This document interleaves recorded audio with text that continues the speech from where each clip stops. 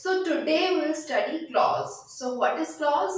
A clause is a combination of words that makes a sentence and it consists of subject and verb. तो basically अगर एक sentence में एक subject और एक वर्ब है तो वो होगा एक क्लॉज. अगर एक सेंटेंस में multiple of subject and verb है तो वो हो जाएगा दो दो या फिर तीन clauses. Now, look at the examples first. Ria was eating apple pie. Okay. तो इसमें सब्जेक्ट कौन सा है? Of course, subject is Ria, right? And verb क्या है? Was eating. तो इसमें कितना क्लॉज होगा? एक क्लॉज होगा बिकॉज इसमें एक ही सब्जेक्ट है और एक ही वर्ब है. एप्पल पाई सब्जेक्ट और वर्ब दोनों में से कुछ भी नहीं है तो इसमें एक क्लॉज होगा. ओके. बट अगर मैं इसके बाद में लगा दूं कि Riya was eating apple pie which her mom has made. तो यहाँ पे क्या होगा? दो क्लॉज हो जाएगा ना क्योंकि which her ये सब्जेक्ट हो जाएगा. देन बेसिकली which होगा सब्जेक्ट. देन वर्ब क्या होगा? has made, right. या फिर ये भी होगा subject which her mom has made. her mom subject हो जाएगा और has made क्या हो जाएगा? has made क्या हो जाएगा? Verb, right. तो Riya was eating apple pie which her mom has made. Riya subject है, वर्ब है. ये जो पार्ट है इस पार्ट में एक क्लॉज होगा and which her mom has made. her mom subject and has made verb. तो इस पार्ट में क्या हो जाएगा? फिर से एक क्लॉज हो जाएगा ना. तो 1 + 1 क्या होगा? 2. दो क्लॉज हो गया इस सेंटेंस में. Now look at this example. He is Tanmay. यहाँ पे सब्जेक्ट क्या हो गया? ही होगा सब्जेक्ट, राइट. वर्ब क्या होगा? इज. तो इसमें कितना क्लॉज हो गया? एक क्लॉज हो गया, राइट. बट अगर मैं इसमें कुछ ऐड कर दूं, for example he is Tanmay who is Ram's friend. तो यहाँ पे क्या हो गया? सब्जेक्ट क्या होगा? ही होगा सब्जेक्ट और इज होगा वर्ब. अब यहाँ पे देखो, यहाँ पे क्या होगा? Who is Ram's friend, he is Tanmay. ये पार्ट में तो एक ही क्लॉज है तो ये तो हो गया एक क्लॉज. ओके. अब इस पार्ट में देखो, हु क्या हो गया? सब्जेक्ट. इज क्या हो गया? वर्ब. तो टोटल कितना क्लॉज हो गया? टू क्लॉज हो गया, राइट. इस सेंटेंस में ही is Tanmay who is Ram's friend, इस पूरे सेंटेंस में दो क्लॉज हो गया. यहाँ पे ही एक सब्जेक्ट है, इज एक वर्ब है तो इसका पार्ट तो हो गया. यहाँ पे एक हु सब्जेक्ट इज वर्ब तो यहाँ पे भी क्या हो गया? एक. 1 + 1 = 2. Now, look at this sentence. Even if I was busy yesterday, I went to his house because he had invited me. अब इतनी बड़े सेंटेंस में कितना क्लॉज है? ओके. सेंटेंस को मतलब इतना बड़ा सेंटेंस मत देखो, पहले देखो कि ये एक पार्ट है, ये एक सेकंड पार्ट है और ये थर्ड पार्ट है. ओके. तो अब देखो फर्स्ट पार्ट में क्या सब्जेक्ट है? आई होगा ना सब्जेक्ट. आई होगा सब्जेक्ट. वर्ब क्या होगा? वाज.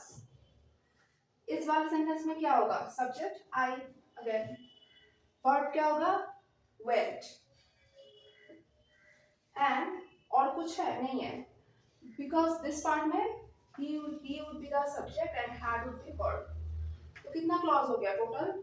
ये तो एक क्लॉज है, एक है क्योंकि इसमें सब्जेक्ट और वर्ब का पेयर है, एक ही है तो इसमें एक है. इसमें भी एक है, I subject went verb. And इस वाले पार्ट में भी ही सब्जेक्ट हैड वर्ब. तो क्या हो गया? तीन क्लॉज है, राइट. 1 + 1 + 1 = 3 क्लॉज. ओके. ऐसे क्लॉज को डिटरमाइन करना है. It's not very tough. If you practice well, then you will better understand what I am trying to say. Swimming is a good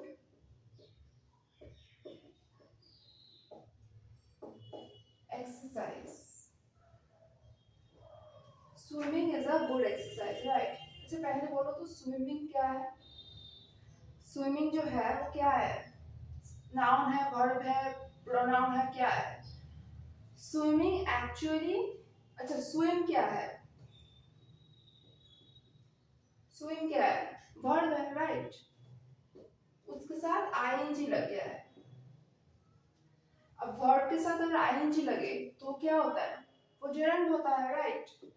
it's gerund. Verb के साथ ING लग गया तो वो जेरंड होगा। जैसे reading, read verb plus ING, reading.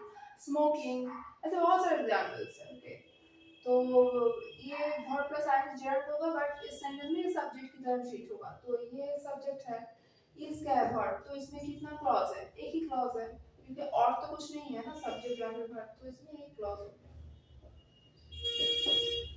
Okay,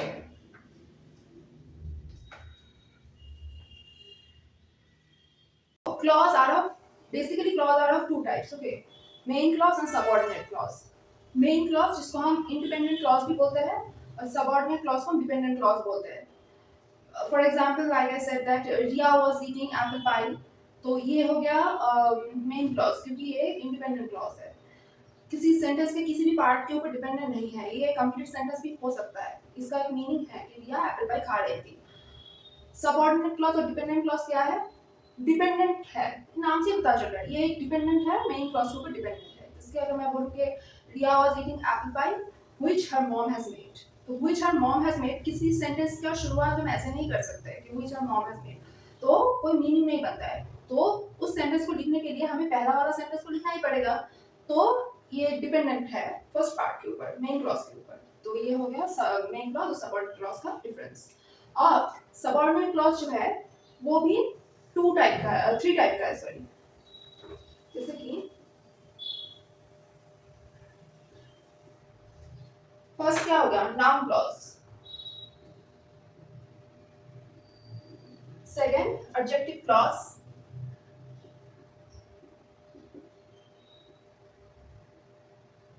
third adverbial clause.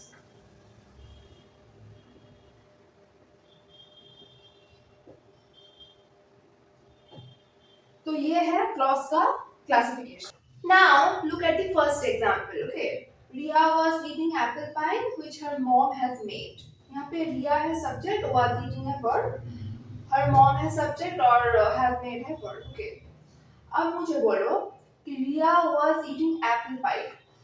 अगर हम यहाँ पे फुल स्टॉप लगा देते तो सेंटेंस का मीनिंग होता है ना, सेंटेंस का मीनिंग होता कि Riya was eating apple pie, Riya apple pie खा रही है। तो यहाँ पे फुल स्टॉप लगाने से एक कंप्लीट सेंटेंस बन जाता। लेकिन अगर हम सेंटेंस को यहाँ से शुरू करते कि which her mom has made, ये वाला पार्ट अगर होता ही नहीं, अगर सिर्फ ये वाला पार्ट होता which her mom has made, तो अब सेंटेंस का कोई मतलब बनता नहीं बनता, राइट। क्योंकि ये वाला जो पार्ट है ये डिपेंडेंट है इस पार्ट पे। इस पार्ट को लिखने के लिए हमें इस पार्ट को लिखना जरूरी है, लेकिन इस पार्ट को अगर हम लिखेंगे तो इस पार्ट को ना भी लिखे तब भी चलेगा। और अच्छे से मैं समझाती हूँ। Riya was eating apple pie. Okay, हम ये सेंटेंस यूज कर सकते हैं कि रिया एप्पल पाई खा रही है। तो ये अगर इसके बाद कुछ ना भी होता तब भी सेंटेंस एक कंप्लीट सेंटेंस होता, कंप्लीट एक मीनिंग होता। तो ये सेंटेंस क्या डिपेंडेंट है इस पार्ट पे? नहीं है, राइट। बट अगर हम कोई सेंटेंस यहाँ से शुरू करेंगे which her mom has made, कोई मतलब बनता नहीं बनता, क्योंकि इस पार्ट को लिखने के लिए हमें इस पार्ट को लिखना बहुत जरूरी है, क्योंकि इस पार्ट के बिना इस पार्ट का कोई मतलब बनता नहीं है, इनकम्प्लीट हो जाता है, राइट। तो फर्स्ट वाला जो पार्ट है Riya was eating apple pie, ये हो गया main clause. Okay, main clause. और which her mom has made, ये वाला जो पार्ट है डिपेंडेंट है ना फर्स्ट पार्ट पे, तो ये हो गया डिपेंडेंट क्लॉज।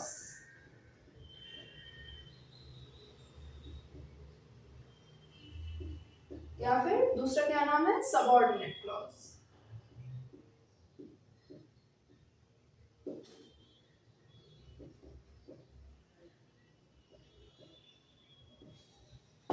ये हो गया।